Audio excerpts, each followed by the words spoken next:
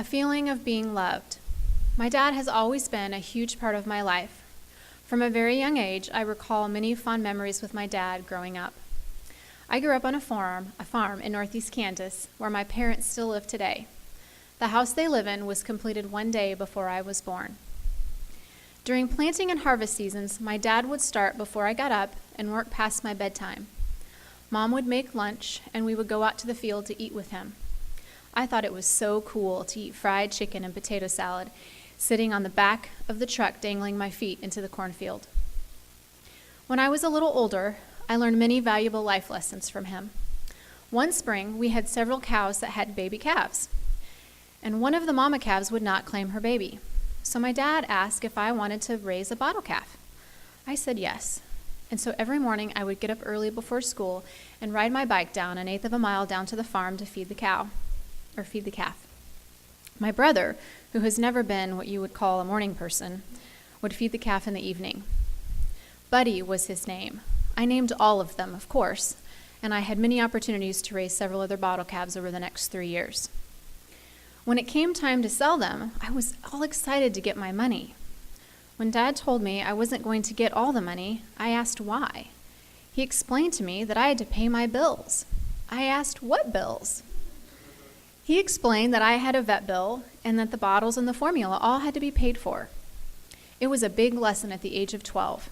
I still remember that lesson in my life today.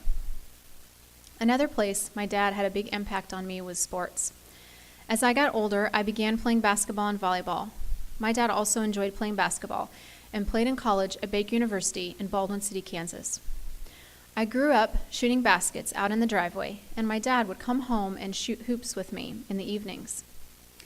He and my mom came to almost every game I played, in junior high and in high school, and in the 4 years I was at college, also at Baker, a 10-year career total. In high school, the boys' team had warm-ups, but the girls did not.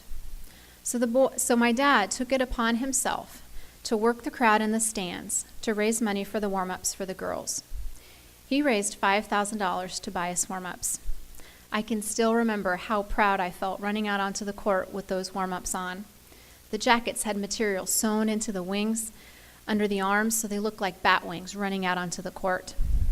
And we had matching pants. We looked so cool. Another fond memory was captured in a picture my mom took. You know, the kind of picture where the moment is captured and frozen in time. Dad is reaching out to give me a hug after we had won a regional game. The image of him hugging me with pride is a memory that I will never forget. He and my mom traveled many miles to watch me play during my college career. I am glad I chose to play at Baker, which was close at home for my parents. My parents are one of 3 sets of parents who attended games regularly.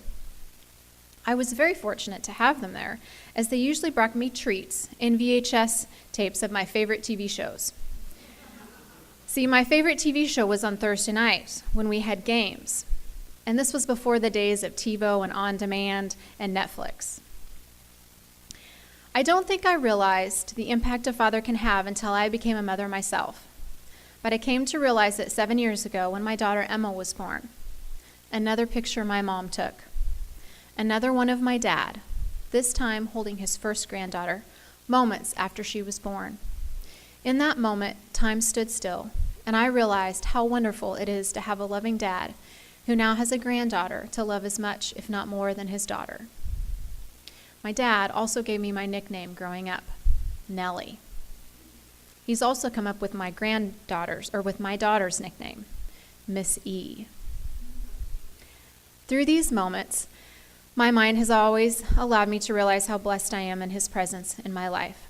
I am a strong, confident woman because my dad believed in me, and he has lived his life as an example to me. He taught me that working hard pays off as abundance in your life. My dad has also shown me that it's important to get involved and stand up for what you believe in. My parents have always had a presence in community organizations. My dad served on the school board, the local hospital board, and more recently was elected to the National Soybean Council for the state of Kansas. As an independent Kansas farmer, he works to teach and share best practices, both in the U.S. and in other countries, traveling to Asia and Central America. He has also been a small voice in Big Washington, fighting for the rights of the small-time farmer in this country. This has inspired me to become involved in my local community and to support my husband in serving on the board of trustees for our church. And now I'm just waiting for that next picture opportunity with my dad.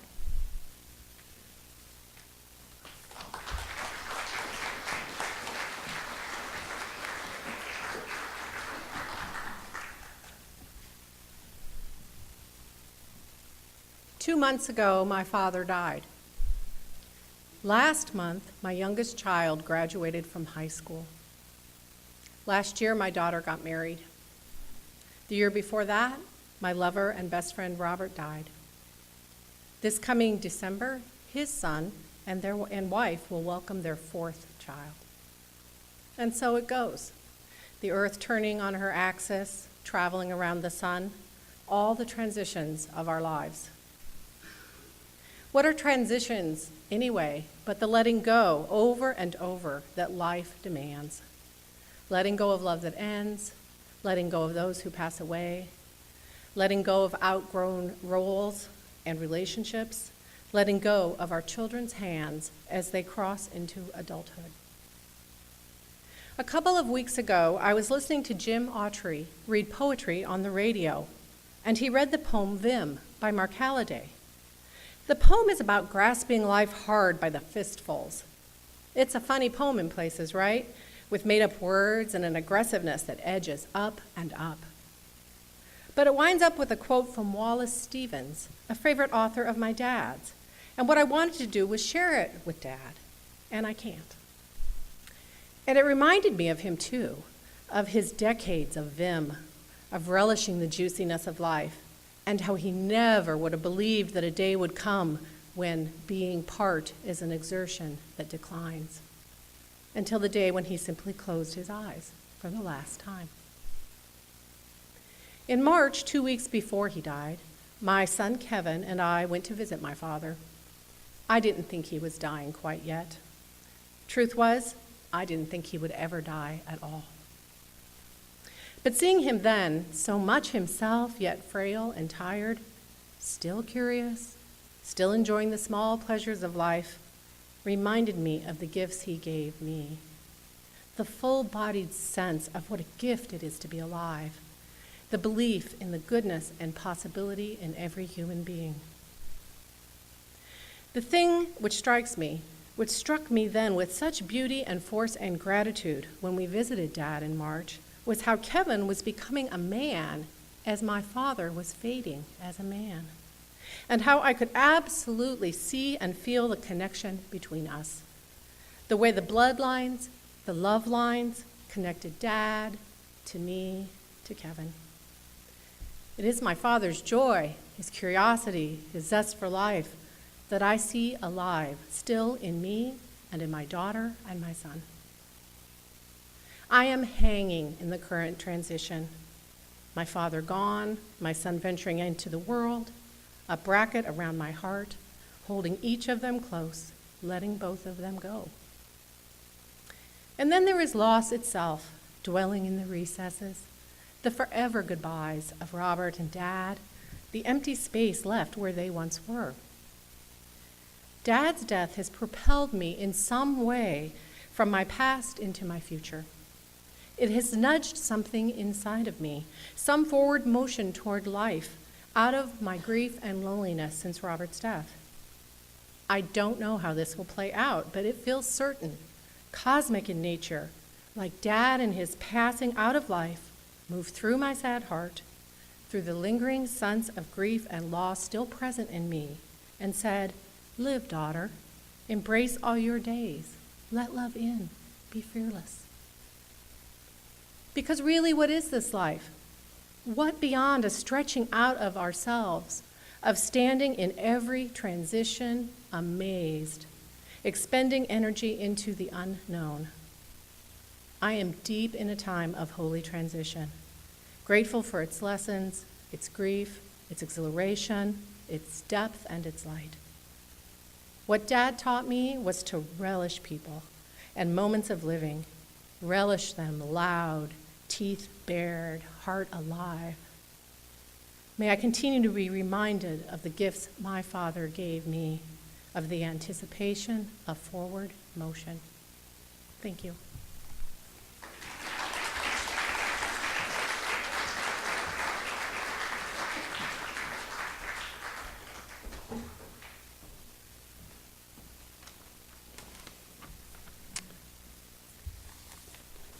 Fatherhood can be complicated.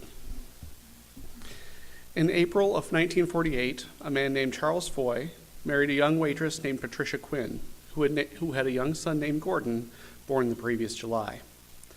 Gordon was raised with the idea that Chuck was his father, and that his name was Gordon David Foy. It always confused him why his younger brother received the name Charles Hugh Foy, Jr. Chuck Sr. worked in construction, traveling frequently. In the middle of my dad's senior year of high school, the family moved to Des Moines, where Dad was to enroll and later graduate from Roosevelt High School. But here he got a terrible surprise.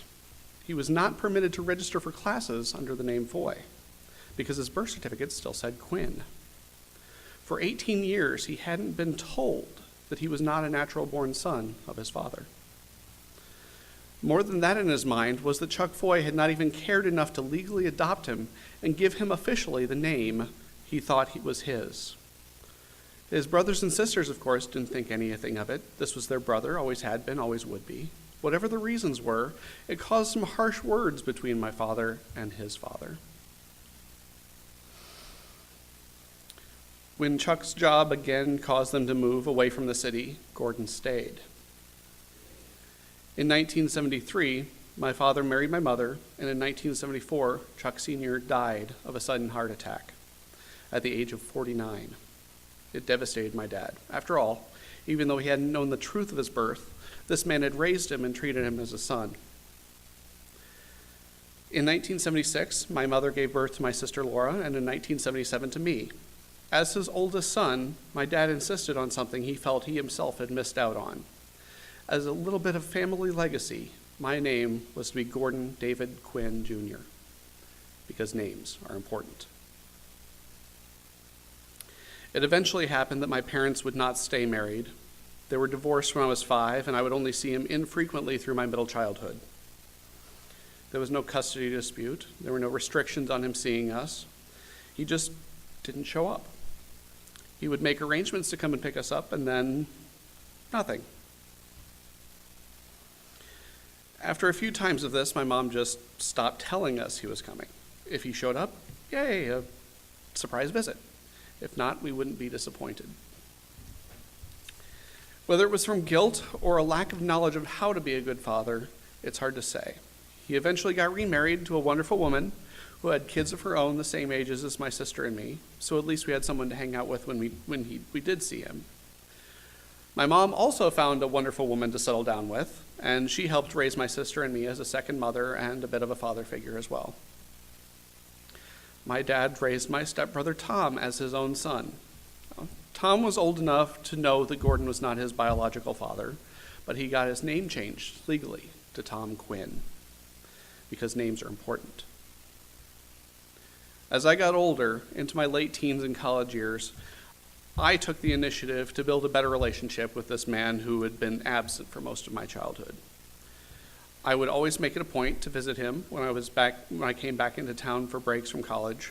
I would call to chat or for advice on cars or anything mechanical, or to just share a funny joke or story. He had a great sense of humor, which, thank goodness, I got too.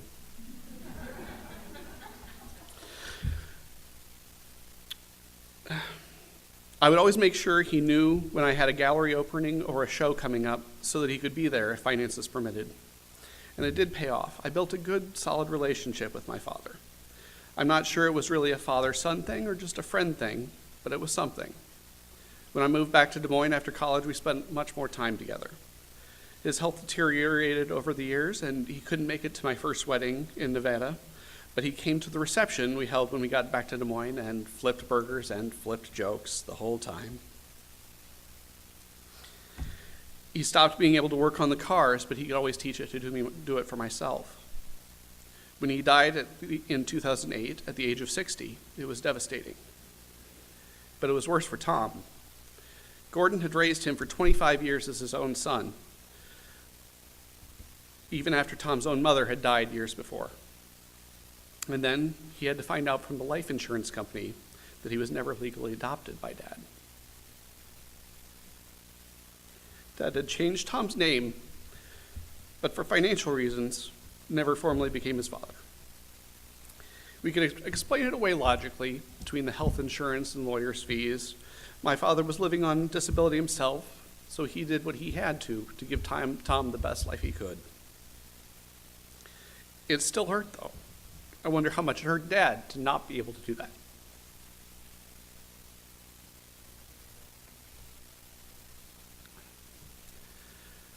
Now I'm remarried to a wonderful woman with 5 children, most of whom are too old to think of me as their father.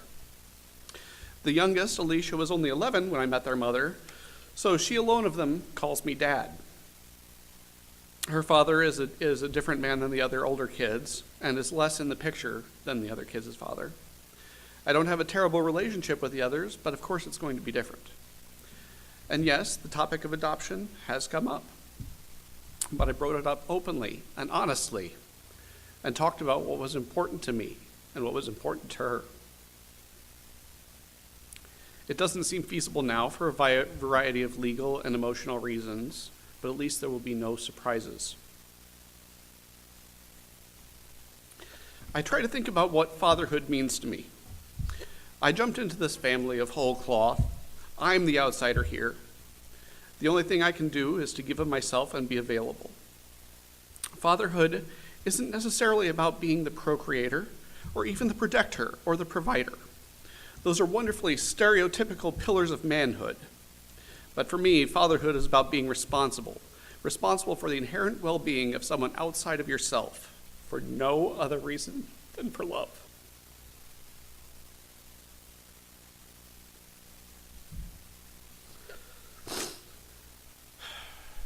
I may not have a genetic legacy. There will be no more Quinns of my line. I have no one to call Gordon David III. Not that I'm not cruel. But I love these kids, and I love their mother, and I would give anything I have for them. And I hope that some of that quality, some of that desire to do right by them will rub off on them and inform how they treat their own children. That would be the best legacy that I could imagine.